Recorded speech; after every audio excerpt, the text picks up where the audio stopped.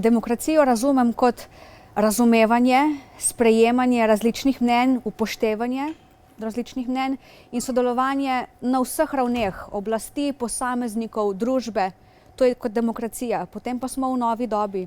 Nova doba je pa današnji vsakdan. Torej, to, kako imamo dostop do informacij na vseh ravneh, to, kako se svet spreminja, v bistvu se tudi polarizira. In če to dvoje združimo skupaj, se pravi, to sprejemanje v današnjem času, je zato pomembna, po mojem mnenju, zrela in dobršna mera čustvene inteligence in na tak način, s to širino, bo tudi demokracija za novo dobo lahko rasla in bila del našega vsakdana.